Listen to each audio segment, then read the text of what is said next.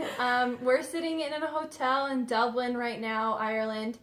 We've just been tripping around all over the place in Europe, and right now we're on Easter break, so we just want to say hello from all of us to you.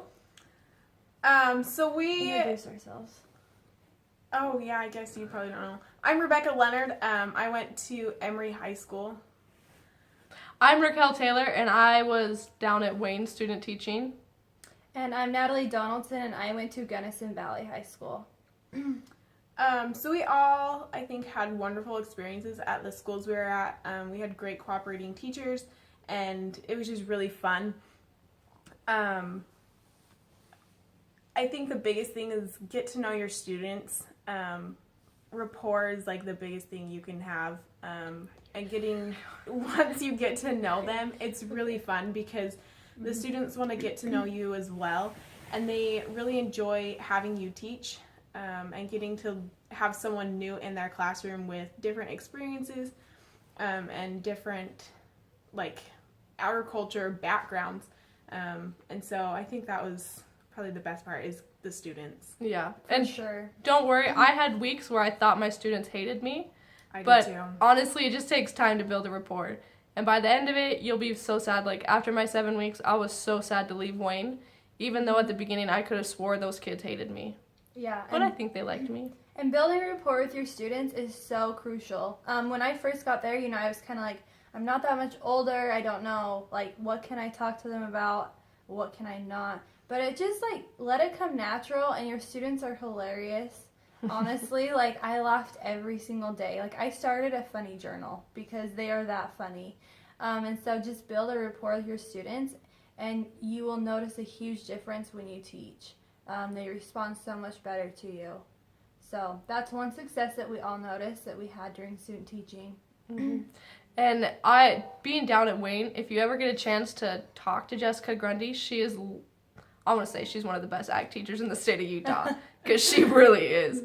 I loved working with Jessica. She'll be my friend forever. I'm going to call her all the time as I start student teaching next year. And she does lab books, and they're a great way to incorporate all levels of learning. And once you learn how to use them, you never have to do anything again. Like, they're just self-made textbooks, and they really are an amazing thing to help teach kids about agriculture. And they fill the gap, really. They fill the gap Yeah. between your lower-ended students and your higher-ended students. And so that's a great way to do that method. One thing that I loved being in Gunnison Valley. Jessie was an amazing cooperating teacher. All of us went really quite far from Logan, and it had its challenges, but it was amazing because our teachers haven't had student teachers. Jessie's been teaching for 25 years and has had 2 student teachers now. I had 0. And so there's so many great ag teachers out there, and I encourage you to, like, just, look at your options and try something different. Because all these teachers in Utah are awesome teachers, and it's so nice to be able to use them to learn from, because I love all of the teachers in Cache Valley and Weber County, but it's good to get ideas from other people because they are all great ag teachers, and who knows where you're going to end up, because down in Emory County they have a very different industry than Cache County or Weber County, and so you get to see what their backgrounds are and learn how they do things down there, and get to know a whole different set of students and teachers and lesson plans and just everything. Some challenges that we faced. The first challenge that I first came into contact with was pacing myself during lessons.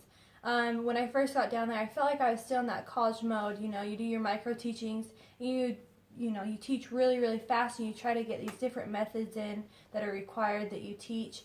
And so that was one thing that I struggled with at first. I was on an AB schedule, and so I had an hour and a half class.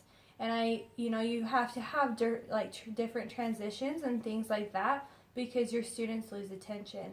And so pacing myself in lessons, it took me a while to find my mojo, but once you find it, like, it works.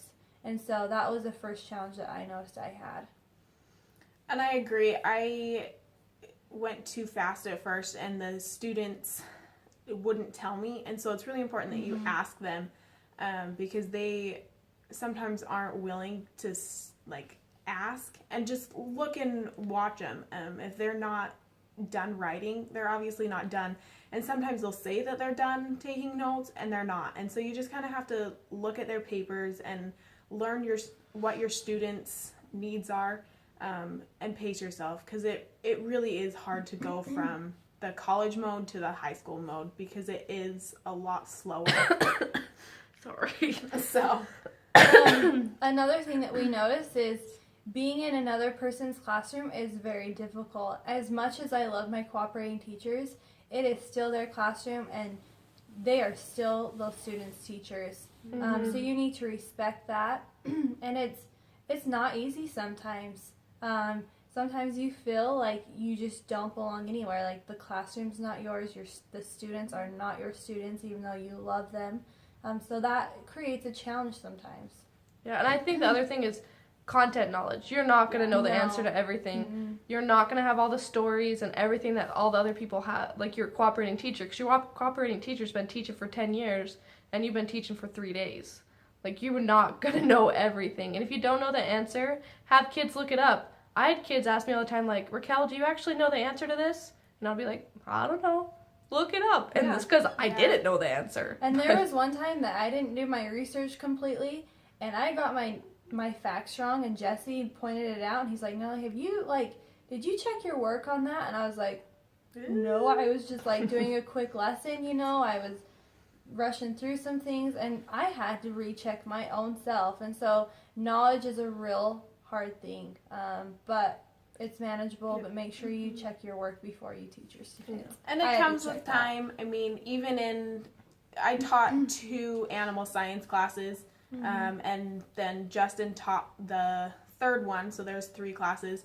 And I would use some of his examples because they were good examples, and it really works for the kids. And so just ask them for examples. If you can't come up with one or don't have one from your own past, ask your teacher, because more than likely they're going to have one, and they're going to be more than willing to share that story or that experience with you and let the class use it. Yeah, ask your cooperating teachers for resources. Oh yeah. Jessica gave me so many resources, and because of her, my student teaching experience was not as hard as I thought it was going to be, because she was so helpful, because she wanted my success just as much as I did.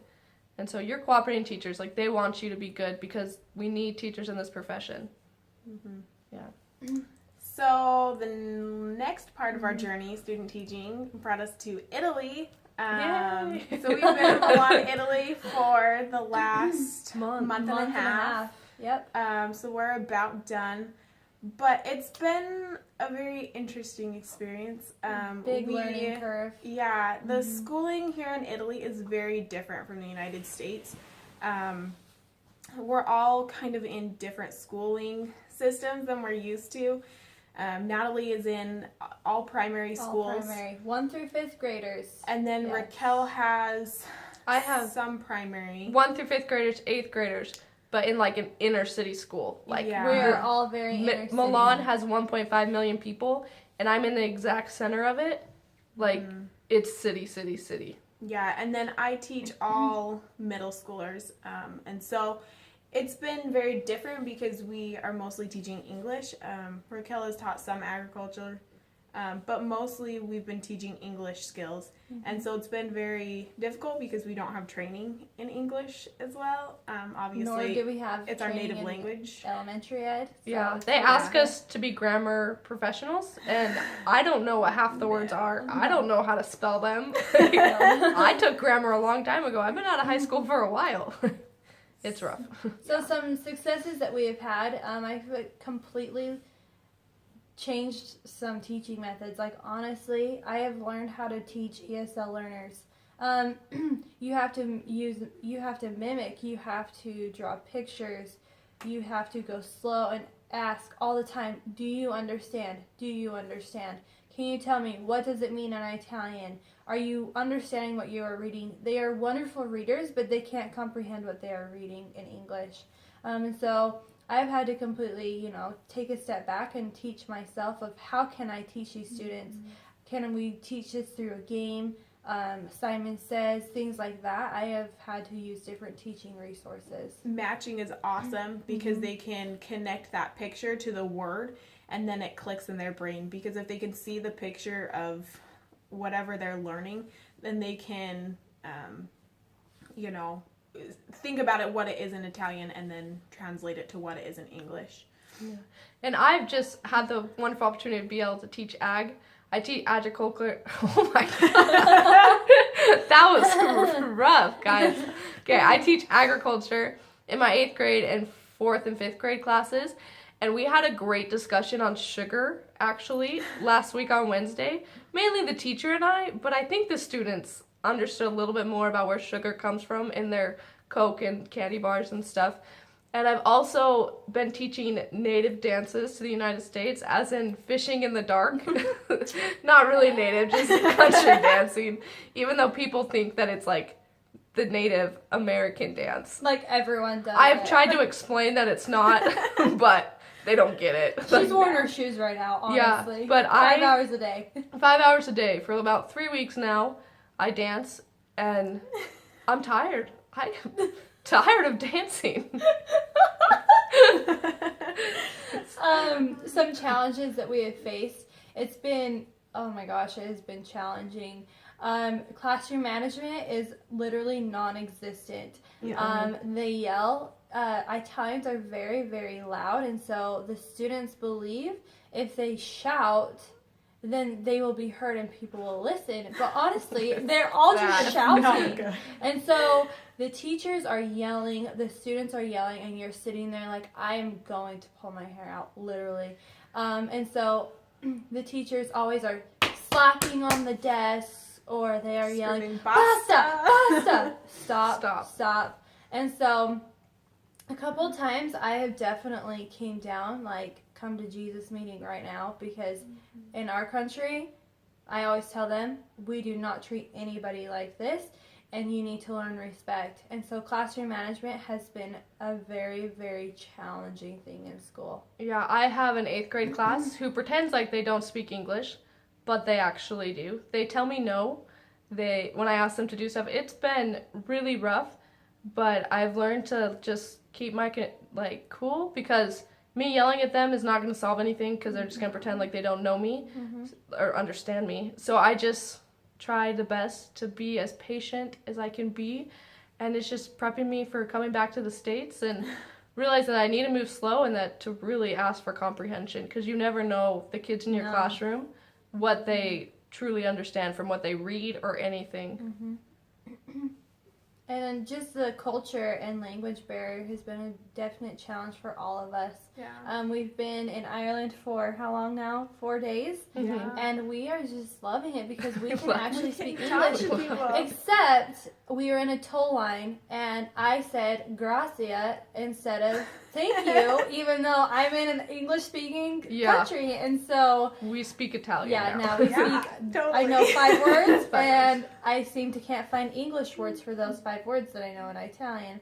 And so the culture has been definitely a challenge, but it's been very rewarding. We've loved our experience and have learned a lot when it comes to personal and professional experiences. So it's been different. Yeah. But we're ready to come back to the United States. I love I'm ready. I got a job at West Boyd High School in Spencer, Nebraska, so I'm excited to my next step after I leave Europe. And I just got offered a job at American Fork High School, and I took it. And so I am also a teacher. Life is real. And I'm still working on being a teacher, but possibly by the time you watch this at the ATA meeting, I will have a job, because I have an interview tomorrow. So we'll see how that goes. All right. Yeah, and we just want to say good luck out there, student teaching.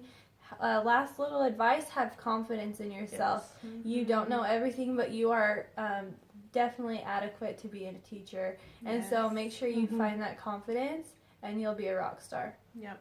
And enjoy it. Just have a good time and be willing to learn and be open Try new to new things. things. Here we are. Yeah. Trying something new. Go to So- Italy. It's I know. You It's been great. know, Pizza is right. amazing. So eat all. Octopus or I've had some pretty nasty stuff. I take the cake of gross food, but I had some pasta with raw egg on it and like octopus in gelatin. It was gross. Okay, but I ate it because I'm not rude. Anyway, it's been an awesome experience, and hopefully you all have a great time student teaching. Bye. Goodbye from Ireland.